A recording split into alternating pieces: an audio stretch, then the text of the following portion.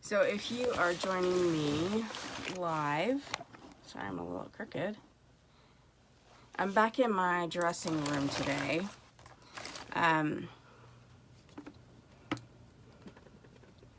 It's a little warmer in here because the lights are a lot hotter because there's a lot of lights.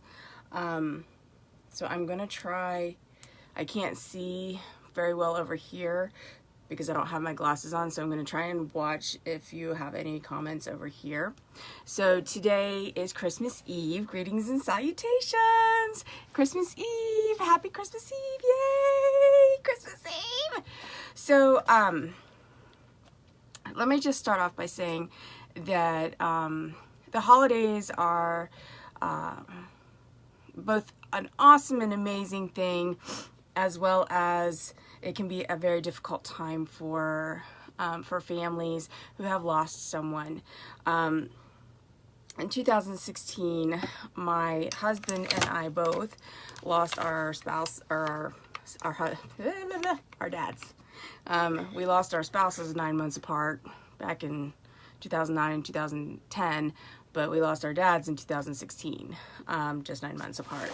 So we have kind of been through some pretty tough times, and the holidays are always the most difficult times for us without them being here. For example, my dad had a presence. People say that I have a presence and they have no idea. I'm a female version of my father, and I'm his mini-me. So what you see with me is not even a quarter of my dad. So it's a compliment that people see my dad in me. But around the holidays, it is especially difficult because well, Halloween and Christmas were his two favorite holidays. Halloween especially. Whereas I like to get dressed up for Halloween, Dad liked to have the house decorated for Halloween. That was his whole thing, was everything had to be decorated for Halloween. And we have some amazing neighbors that Good morning, Sarah, that were equally fond of my dad and his Halloween spirit. And so they had a tombstone made for their front yard that they put out every Halloween that says, "In loving memory of Jim." So it's that kind of stuff that, you know, makes it harder and makes it so much easier on holidays. But with Christmas, it's kind of a whole different ball game. So I wanted to talk about some coping mechanisms that we can use through the holidays and the holiday season to help us get through this time. It's so easy to just kind of crawl up inside of our own heads and forget and just pretend like the rest of the world doesn't exist. But the truth is that life does keep going, and it keeps going for the rest of us that are still here. And so I was wondering if this would be a good topic for us to discuss while I get ready for work today.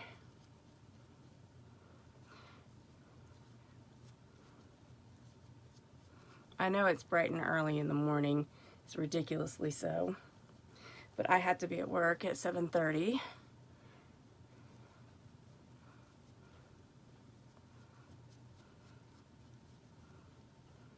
I know that when, in 2016, when Dad first died and my father-in-law first died, financially, it was a very difficult year for my mother. And I think it was equally so for Sean's mom. But his mom really tried to make up for it. And I think that she tried to do more than she needed to. And while I was eternally grateful for the slew of superhero stuff I got, I also felt like she could have used that money on some more important things. But I understand what happened. She was trying to compensate for the lack of, and I love her for it. My mom, on the other hand, we just don't do Christmas presents anymore. There's no money to do Christmas presents. She might get us each a $5 gift, and you know, and then spend some money on the grandkids, maybe, if she feels like she has it. But we just, financially, it's just not there.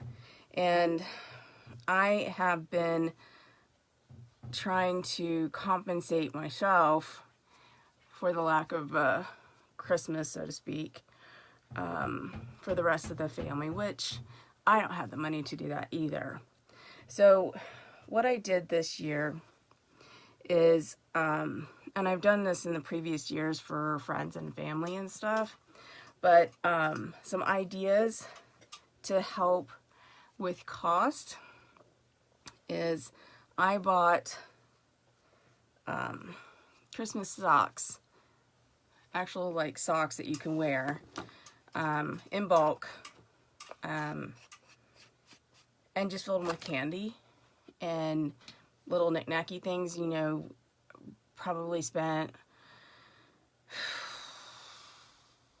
I don't know, maybe $40 on socks in bulk for like 24 pairs of socks. And then went to Five Below, got some chapsticks and candy and, you know, little things to fill in I take the pair of socks, took one sock and rolled it up and put it down into the other sock, and then just filled it up with candy. And for the kids, I got them little trinket toys that they could play with, that kind of thing. So I got 40 Christmas presents done for the price of what I would normally spend on maybe 3 people. So that was my first suggestion, is for how to buy for a lot of people for a small amount of money without feeling like you're neglecting people, and still feel like you're participating. The socks, everybody can wear socks. Everybody can eat, well, most people can eat candy. Chapstick, everybody can use chapstick. I usually get the ones that are flavored like pop, or, the flavored ones that come 10 to a pack. Anything to just say, hey, I'm thinking of you. So this year I'm trying much harder to be more on the aware of finances, because we just don't have any this year. The other thing is acknowledging the loss of, in our case, a parent and a spouse. So this is really hard. There is no one answer. There is no, you're going to get over it today. You're not, there's a very set amount of time you can mourn, and then when that's done, it's done. Because it's just not how it rolls. See if that helps anything. It makes it a little darker, but then I can't see to put my makeup on. So those are my cat is in the litter box, you guys. That's why my cat is banging on the door. She has never learned how to she's never learned how to dig in her litter box. So she makes a lot of noise to go to the bathroom. So there's that. Anyway. So, some things that we can do to overcome. I gotta put my mascara in my bra. This also helps me cool off a little bit, especially since I have some extra layers on today, since, I don't want to get stuff on my shirt. Some things that we can do to honor them at Christmas. So, we have, in my family, like every year, my mom always wanted Christmas tree ornaments. And so Christmas tree ornaments are a very big thing in our family. And ironically, we almost did not put up the Christmas tree this year. And at the the majority of the reason why is because our house flooded, not this recent November, but the November before that. And everything we own is still out in the garage. And because it's still out in the garage, it was blocking all of the Christmas decorations, including the Christmas tree. But for some reason, my mom really, I was like, we'll buy a little Christmas tree, we'll put it up, we'll use the Christmas tree ornaments that I have, my superhero Christmas tree ornaments, because I always have those out on display, because they're superhero, duh. So I was just like, let's do this, and she's like, okay, let's just do that. And then the next thing I know, she has pulled out the Christmas tree out of the garage, and she has, she's like huffing and puffing. I'm like, what are you doing? So we actually spent some time pulling out all the Christmas decorations, and we kind of did it in more of a this is for Dad kind of thing. And it turned out that half of the Christmas tree ornaments we had, almost everyone that we had Christmas tree ornaments for had passed away. And so the tree almost became a memorial of sorts. And so now we can look at the Christmas tree and the memorial of it and remember Grandma, Dad's mom, Granddad, Dad's dad, even Christmas gifts that were made by my mom's stepmom were on there. Things, the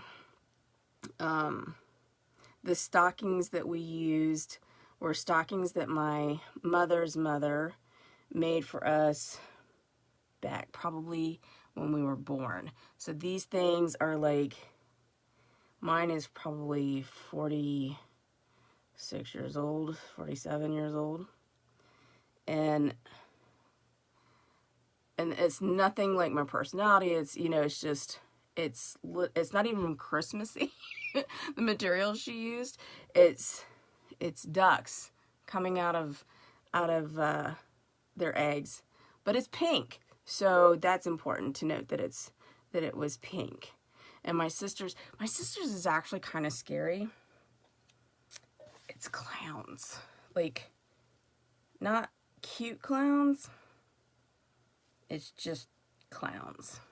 And I'm not afraid of clowns, but I can only imagine my sister growing up normal with this stocking, because these clowns were a little on the scary side.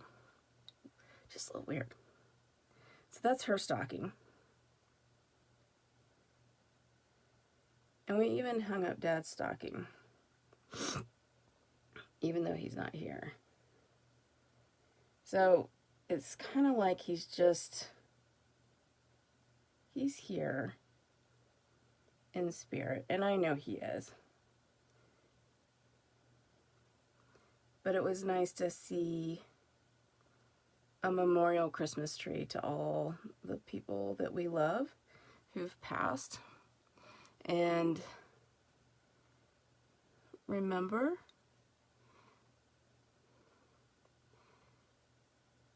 and I know that some people are struggling more than others, and I gotta tell you guys, during the holidays, I hear a lot from spouses who their spouses lost someone, and how the spouse is really struggling through the holiday. And there is no right answer to how to deal with this. Every person is going to mourn in their own way, and you just have to let them. You just have to. If they become violent to themselves or to others, that's when it's time to step in and say, okay, we're going to take you into a crisis situation and take care of this. But even if you don't understand, and if you've never been through the process of losing a parent or a spouse or even a child, it's hard for you to place yourself in that position to say, hey, I get it. Even if you've been in that situation. Good morning, Elizabeth. Happy holidays. Even if you've been in that position, you still cannot possibly know what that person themselves is actually going through, because everybody deals with things differently and they go through their own process. So what I want to look at today is I want to look at some things that we can do to help those people who are in mourning, who have lost loved ones. My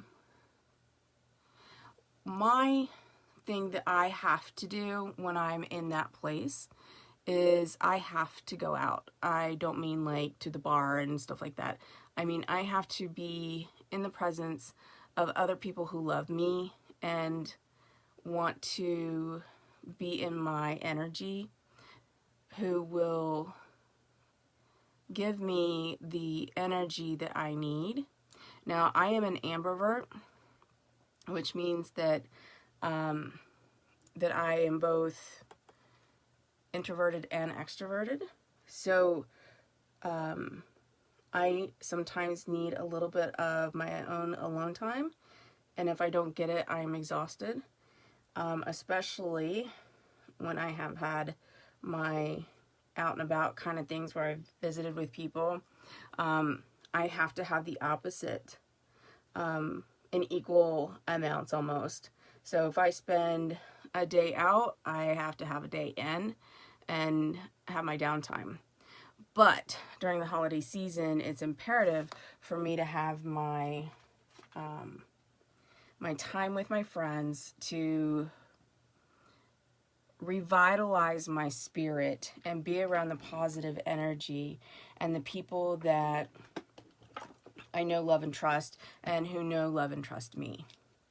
So I encourage you, even if it's not your thing, to go out and find someone to spend some time with. If you don't have a tribe, find one. Connect with your tribe, your friends, your family, that are whoever it is that you can have. And you know, sometimes I have found that the people I don't normally think of are the ones that usually connect with me.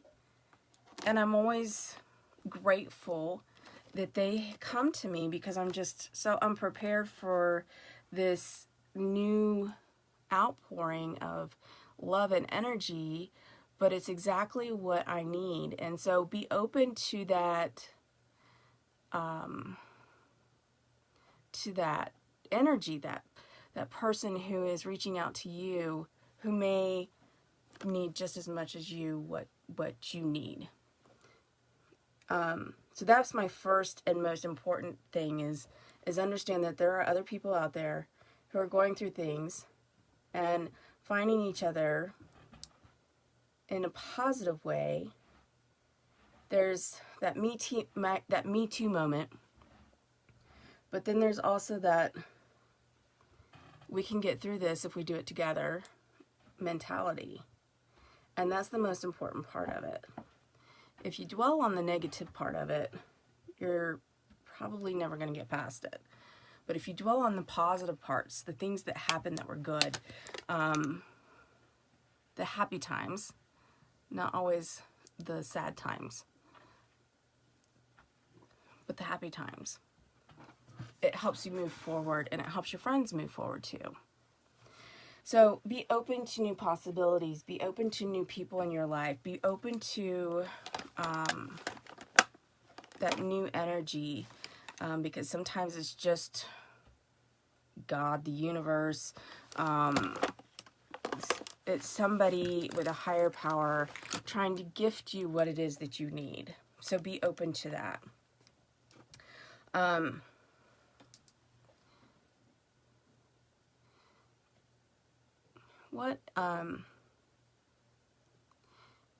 Also, I enjoy doing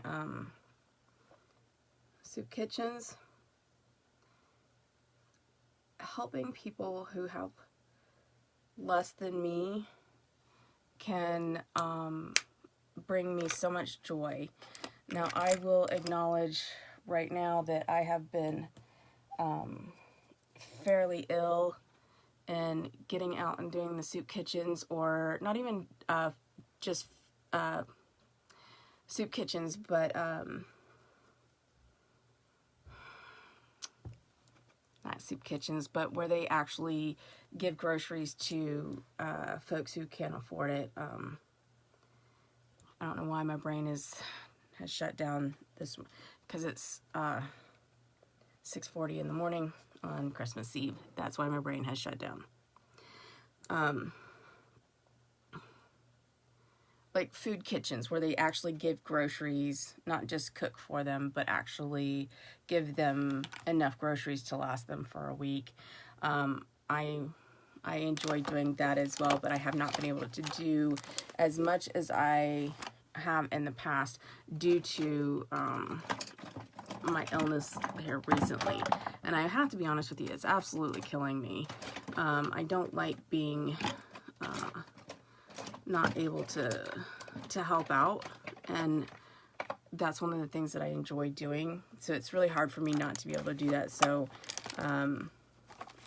but if you have the physical capable food banks, thank you. You are my superhero. Thank you, thank you, thank you, thank you. Go out there. There's a lot of them that are always looking for volunteers. Even just picking up food, packaging food, delivering the food, There's so many things that you can do to help out, and it's not just done in one day. It can be done, it depends on what they need. Some of them have like warehouses that have to be stocked. Some of them go to other places to pick up food from the pantries. So there's so many options out there as to what you can do to help, and I promise you it will change your life, and seeing and helping just one other human being, let alone 100 people who come through there. Another thing with the socks that we talked about at the beginning, the socks gifts, those would be great for homeless people. Making socks out for the homeless. If I felt like I had the finances right now, I would be making them for those, for them as well. And I have in the past, I just haven't been able to since I've been kind of ill. But anyway, those are some things that you can do to, and I don't want to say that it's like, it's all about helping other people. And just when you get in that mindset of Christmas isn't about what you're getting, it's about what you're giving, and getting the heart and soul of it, and helping other people who need it more than you do, it changes your perspective. And I know a lot of my friends already do all of these things. So I know that I'm kind of talking into the wind to some of you, to a lot of you, because like I said, I have some awesome friends who already do so many amazing things, and I look like a schlub next to them. I'm just gonna point that right on out there, schlub. But there are a couple of organizations that I'd like to point out to you here local. One of them is called Love Must Win. It's in northern Kentucky, and they have a day where they make gift baskets or bags. They put money, food, socks, that kind of stuff in there, and they pass those out. And then Have a Gay Day up in Dayton. He has a project that he's working on that you may want to check out. It's actually building homes for the homeless.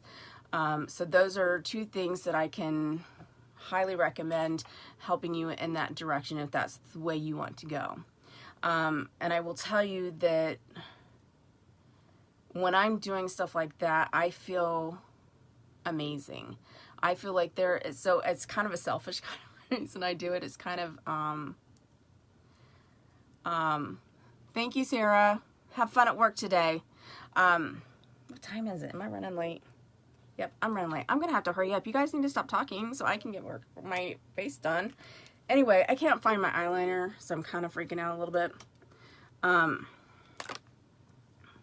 So those are some ideas. If you have some ideas, I would love to hear them. If you'd like to post them below on how to get through the holidays when you have lost someone, or if you've never had someone and you feel like you're kind of lonely on the holidays, we'd love to hear that too. Another suggestion that I have is meditation. I know it sounds kind of corny, but just the whole process of breathing in and breathing out and being aware of your breath.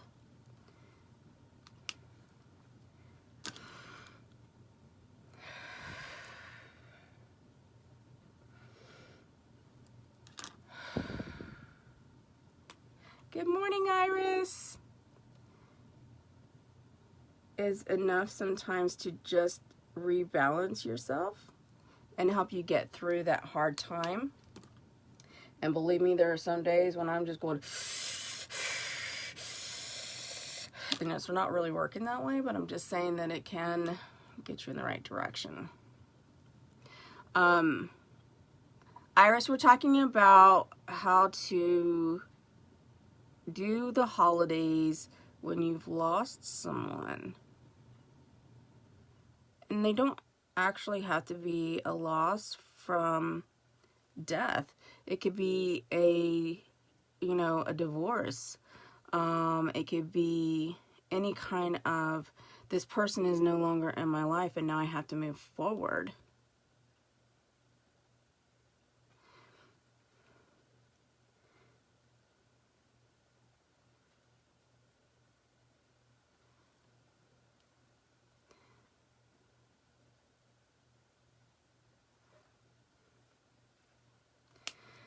All right.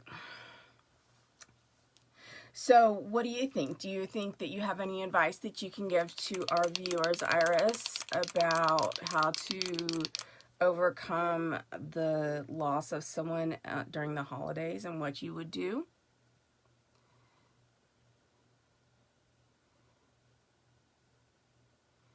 I think that for me, my friends are just as important to me as my family. At least the friends that have become family. You know what I'm saying? There's people that are in your universe that you just wonder why they weren't born into your family. And some of them are the most amazing people. Jocelyn is definitely one of them. Even though she went out to dinner yesterday with a couple of my friends, I was very disappointed that I was not invited. I'm pretty sure it wasn't even her shindig, it was somebody else's. But I'm allowed to be mad.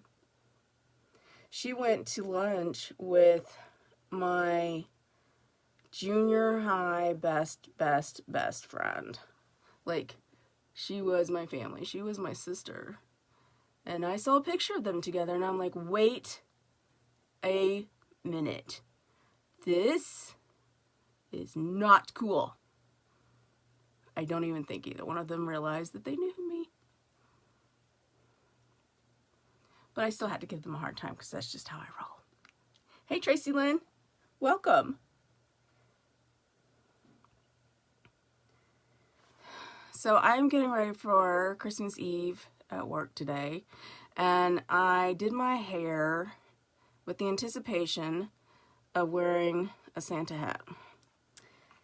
And once I did my hair, I just put the Santa hat on and realized it does not fit around the way I did my hair. So I find myself trying to figure out exactly what I'm going to do, because I really wanted to be like, I don't know, festive and Christmassy for Christmas Eve today. And no one at work knows that I'm coming in Christmas Eve garb. But at this point, I feel like they should just kind of expect it from me, because I'm me. I don't know. So my mother-in-law had given me this awesome red poinsettia, whatever it is. And I have been looking for it everywhere because I usually wear it during Christmas. And for the life of me, I can't find it. So what I did find was this. It's ginormous and it's gold. And it doesn't even match my outfit in any way at all. But I'm thinking, it's too much, isn't it? It's just too... The red one was it was a little bit smaller, not quite so stiff, had a little more oomph to it. It still had the glitter in it. So I also found a red rose, which is not Christmassy, but again, it actually matches the dress. So those are my two options that I'm working with. What are your thoughts? I need to know what you guys think. What you think? Okay. So let's see. Iris says, keep a little busy, laugh as much as you can, do what I love, and if that's bad, just cry, let it out, and press forward. That's very good advice, Iris. I absolutely agree. Laughing is, you like the rose? I don't think it's Christmassy though. Maybe I'm just salty because I can't find my red poinsettia. That would be perf. Absolute perf. Just salty about it, I guess. Anyway, I agree with you completely on finding reasons to laugh, because I think it's at some point we forget that we're here, and our family members who have passed or are no longer with us would want us to be happy. I mean, it's stupid to think that they wouldn't want us to be happy. And I truly believe that. I believe that with every ounce of my being, that they want us to be happy. Do you have regular Christmas bows?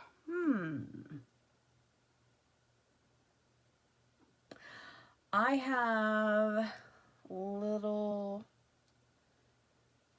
red ones. That's an... Tracy Lynn, you might just be a genius. I'll have to see what I can come up with. That's a good idea, though. They're little, though. I have to see. They're like ones that were... They have wire on them. They're made for Christmas trees and stuff. So, my cat is trying to talk to y'all. Come here, Artemis. Artemis. Hey. Come here.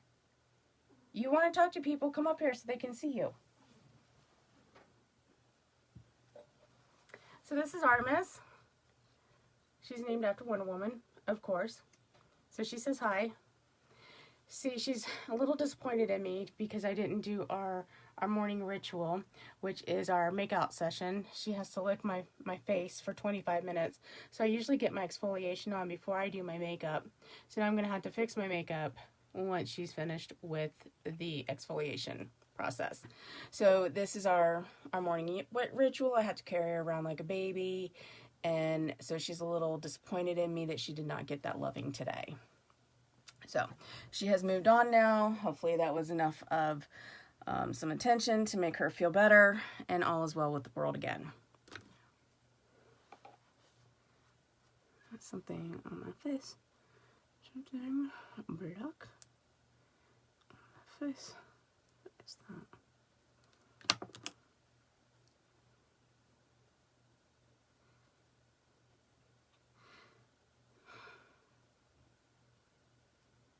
So for Christmas this year,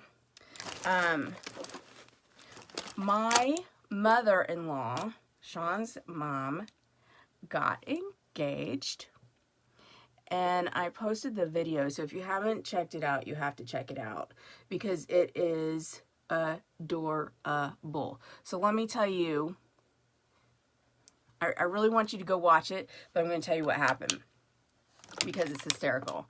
So my mother-in-law reconnected with her like elementary school sweetheart. Okay? Crazy, right? And he had been madly in love with her for all of eternity. Okay? Now, I'm not saying there was some stalking going on. There may or may not have been. You'd have to ask him because I am not sure. I really don't know. But anyway, I was in on the whole thing. I knew both sides of what was going to happen. And I was just what, you know, I was just the one to bear witness. I bore witness to what transpired. So, Kent is my mother-in-law's boyfriend, right? Now, I first met him, even though we have different political views, I still really like him because we actually have conversations about our political views, which I think is very healthy to do. We actually exchange knowledge, we share information, we get into some heated debates, but it's always about, you know, it's actually fun when you have someone who actually wants to share information and doesn't turn it into a name-calling, hate-filled, you're wrong, so you therefore must die infidel kind of thing. It actually is, you can learn things from the other side if you pay attention and listen. And, and I have learned a little bit, and I think he has too, right? Right, Kent? You've learned things, right? Because I'm really smart. And I know things. Anyway, so I think that that's partly what's going on in this country is we have stopped listening to each other, and all we do is scream at each other and call each other names. If you don't believe the way I do, therefore you are wrong. So,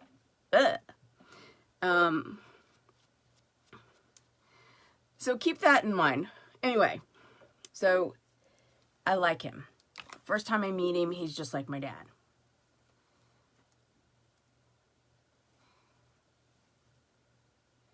Political views should never separate two people. Everyone is different. I love people from who they are, not what they believe in. Absolutely. And I believe that the more diverse your group is, the more you grow. So having people in your life that are different from your belief system is imperative. It just, if nothing else, to learn and grow from them. I mean, it's just as important to have people that are in your soul group that completely follow, not completely, but have the same belief system that you are, so that you have that camaraderie. But having that person that you can still have conversations with and learn from is just as equally as important. So, anyway.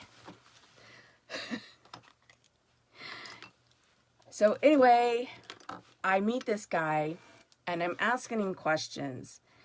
And so here's the thing, you guys.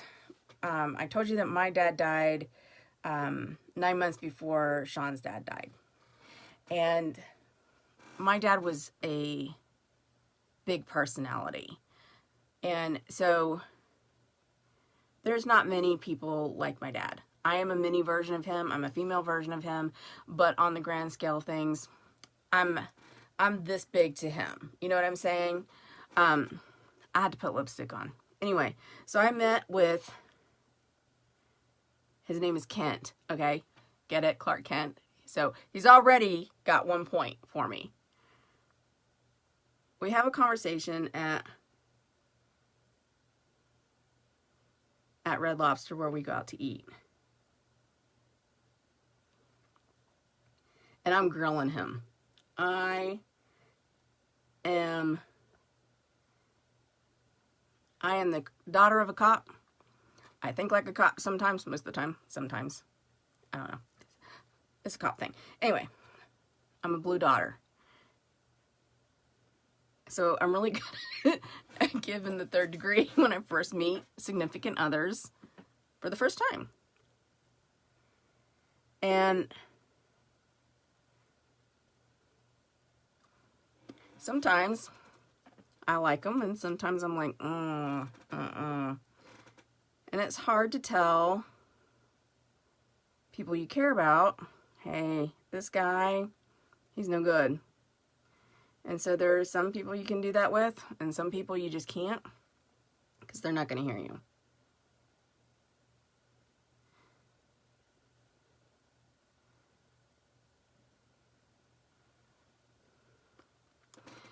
So, anyway, I'm going in the third degree, and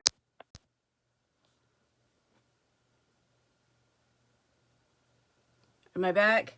Sorry about that. My alarm went off. It's about time for me to get out of here. Your daddy was a cop as well. He was my best friend, passed of brain cancer 6 years ago. I drill people as well. We may be dangerous together. I have to agree with you.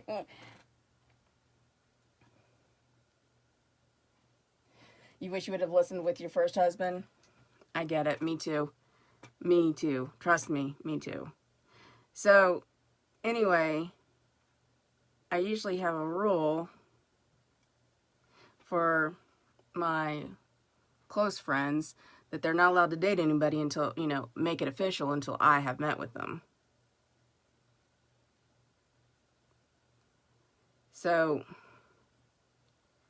I met with this guy, and not only was he a cop,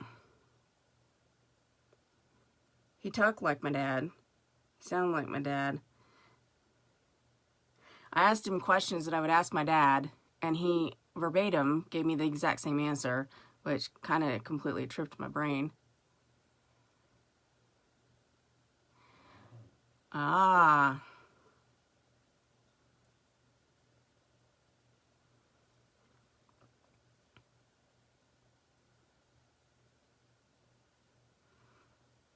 I feel like even. I feel uneven.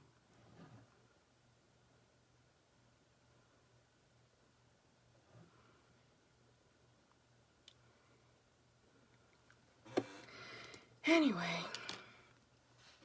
so asking him all these crazy questions. I mean, I'm asking him about his religion, about his politics.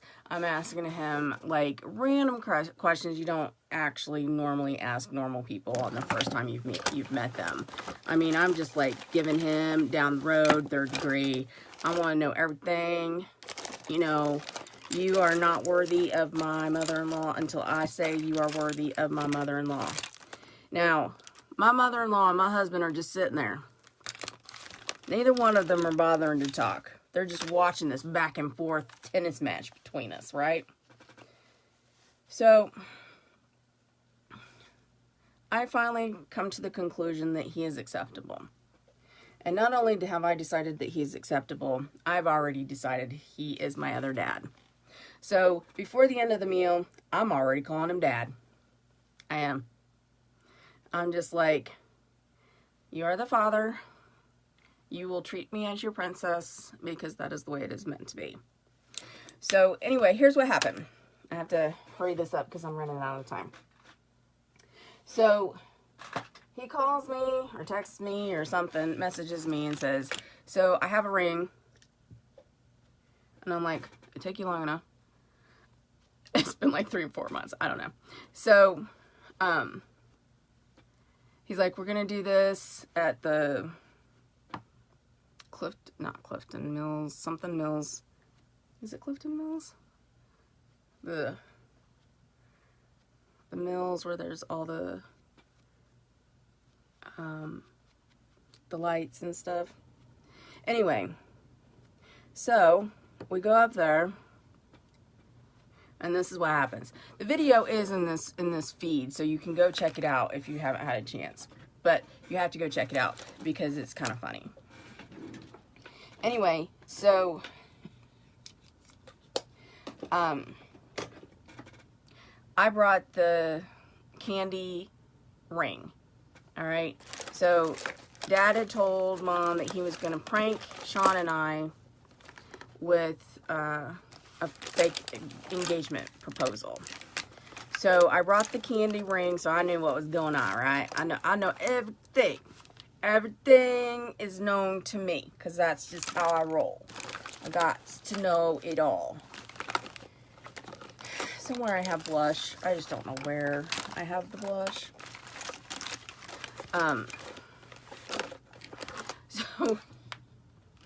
So he starts to put on the ring and accidentally drops it. And he's like, it's okay, I have another one. So then he pulls out the actual engagement ring, right? He's talking about how he's been in love with her since they were like 5. I don't know. And it's really cute, and it's all adorable, and we're all filming it, you know, so she's got to know something's going on, right? So she says yes, and everybody's happy. Well, then she pulls out a ring she bought for him. So there were 3 rings involved in this Christmas wedding proposal. Yeah, 3. Oh, I don't know why I had so much fun with it, but I did. And I think y'all need to go watch the video because it's hilarical.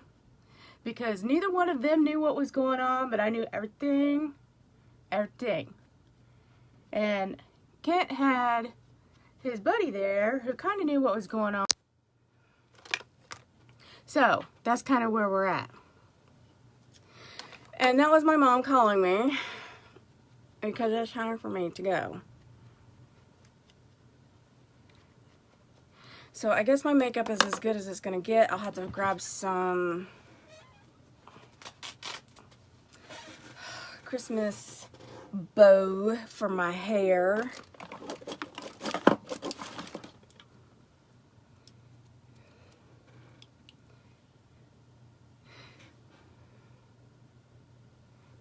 She's like, she sends me a message, Chatty Cathy, it's time to go.